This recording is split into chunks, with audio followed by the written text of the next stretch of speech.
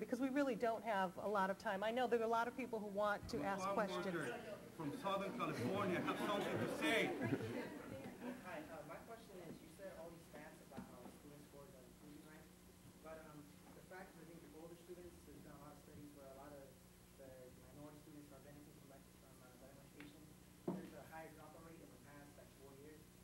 Do you see a correlation between students picking up, being switched all of a sudden? Like somebody said earlier, the students become embarrassed in class and they drop out of school. So, I mean, what are you doing? I think the point is, most of these students are coming back home and being like, it just affects not only their school but also coming home and being able to communicate with their parents.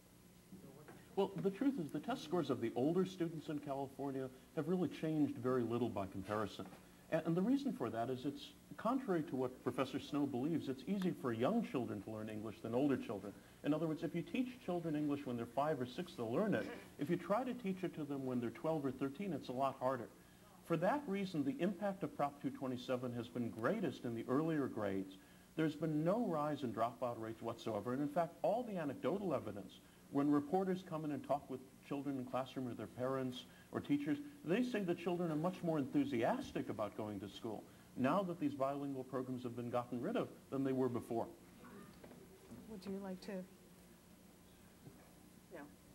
Okay, what I'm going to do now, we only have this room until 7:30, and it's almost 7:30 now. And I apologize to all of you who have your hands up, and I have not been able to get to you. We have a short amount of time.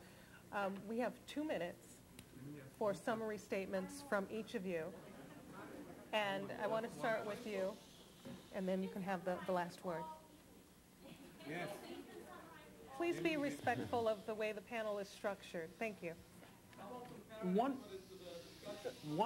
aspect, again, that I'm very glad we were able to bring out is the question that Professor Snow, who's one of the most prominent pro-bilingual academic theorists in the United States, does believe that the older you are, the easier it is to learn another language.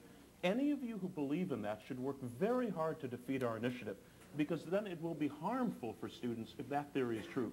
If the theory is false, and if I am correct, and that the younger you are, the easier it is to learn another language, you should all support our initiative. And I'm very glad that Professor Snow has now made it extremely clear that she, along with all of these other bilingual theorists that I've talked to, really does believe in that theory. I have no choice but to believe in the theory that the data support.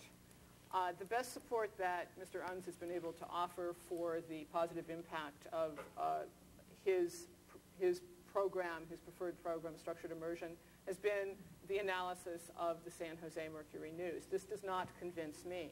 The fact of the matter is that we have to recognize that while children are learning English, they need to be learning. And if they have access to education in their native languages, they can be learning important content material. They can be learning things about math and science and how to read. They can then make use of that knowledge when they have acquired sufficient levels of proficiency in English. Learning English faster doesn't mean you learn English better.